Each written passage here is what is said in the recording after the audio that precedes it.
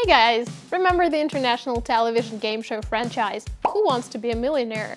Let's play a similar game to test your vocabulary. Let's go! Everything's in English. All you need to know. Alright, how did you learn to speak English? Here's a quick recap of the rules. You're going to see sentences on a variety of topics with the word highlighted in each sentence, or maybe even an idiom. You will need to guess the meaning of the highlighted word or the phrase and choose the one of the 4 options that is closest in meaning. You don't need to understand everything, just the meaning of the word or phrase. 3 very large volcanoes are found in an enormous geologic area near Mars's equator. Now the question. The word enormous is closest in meaning to A. Important, B. Extremely large, C. Unusual, D. Active. You have 10 seconds to think. Ready, set, go!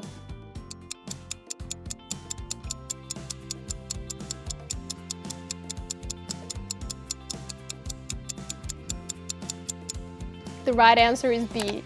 Enormous is very large in size, which means that extremely large is the best fit. Question 2. It's futile to go shopping when you don't have any money. The word futile is closest in meaning to A. Useless, B. Brilliant, C. Idiotic, D. Challenging. What do you think?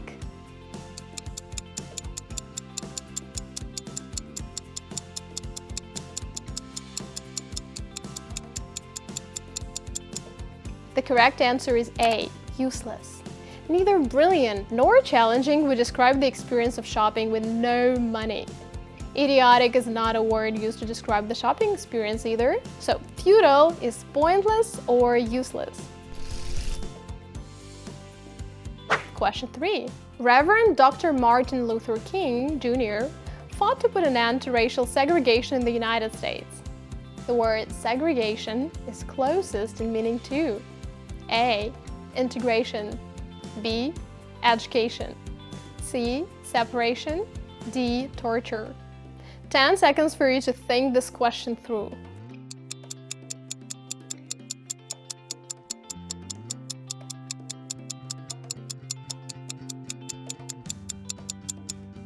The correct answer is C.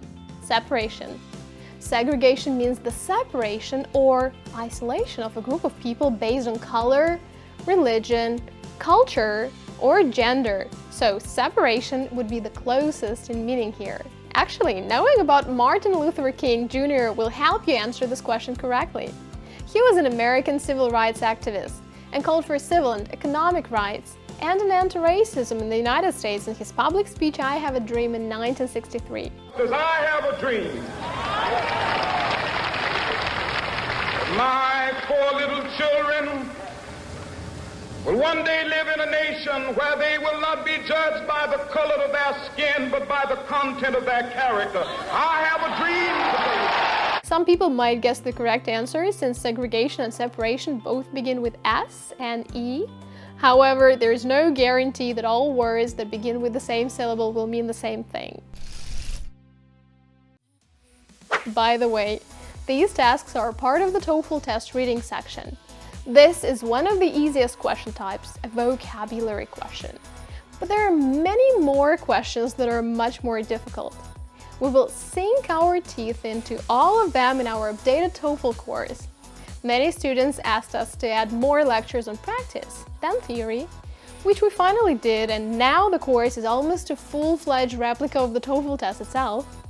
Not only will you learn all the tips and tricks of how to get a 100 plus on TOEFL, but you will also complete each section of the test under my guidance. Long story short, you will get access to 15 theory lectures guiding you through each section of the test, and 15 practice sessions that will allow you to put the skills you learn to practice and get ready for the test. So jump aboard and let's ace the TOEFL test together. Question 4. Ponce de Leon searched in vain for a means of rejuvenating the aged. The word rejuvenating is closest in meaning to A. Making young again. B. Making weary again. C. Making wealthy again. D. Making merry again. Since the answer options are rather similar in structure, you only need to figure out whether rejuvenating means making people young, weary, wealthy, or merry.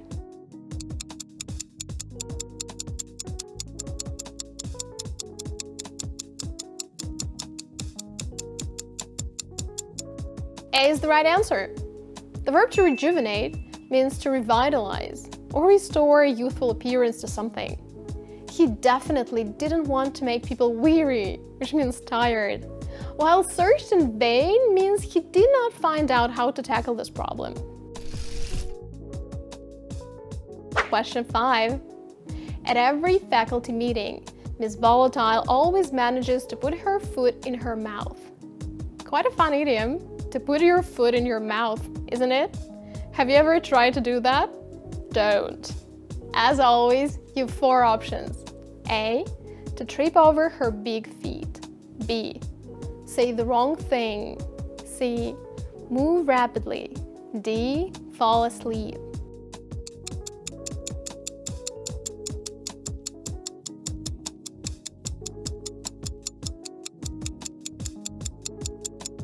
B is the correct answer. To put your foot in your mouth is an idiomatic expression that means to say the wrong thing. Like most expressions such as this would be impossible to translate literally into another language. It has simply become a frequently used expression that is generally understood by native speakers. Another such expression is to have a heart, which means to be sympathetic. Or to think with your gut, to be intuitive, to think intuitively. Question 6.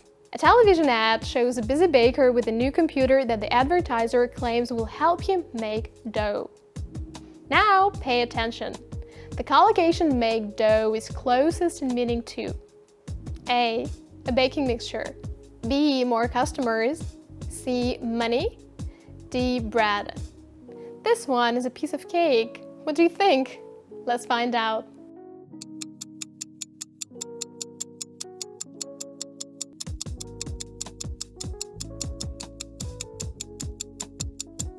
Ready to see the answer? Ta-da! It's C. The word dough is a slang expression for money. Here an advertiser is making a play on words to get a humorous effect. Since a baker necessarily makes dough, a mixture of flour and water. The computer will make the baker make more money, not more baking mix. Question 7. The landlord notified the tenants that the rent would be increased the following month. The word tenants is closest in meaning to A. Janitors. B. Friends. C. Occupants. D. Poor people. Keep in mind that although in the past the word landlord was used to describe a man who owned land, these days it is a man who rents out accommodation. So if you decide to rent an apartment, you will either have a landlord or a landlady, if it's a woman.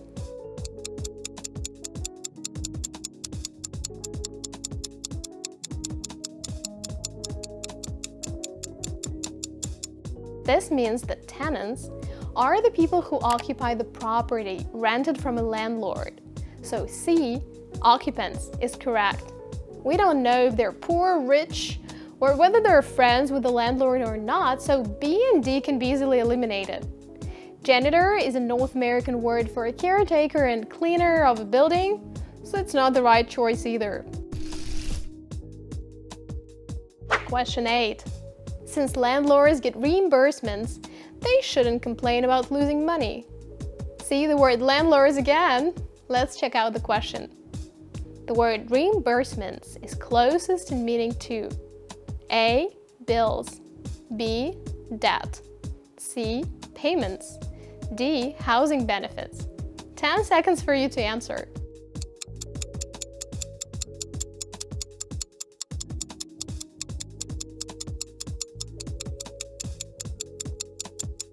The correct answer is C again. The word reimbursements is the sum paid to cover money that has been spent or lost. For instance, if your travel plans get changed, you might get your money back, which will be called a reimbursement.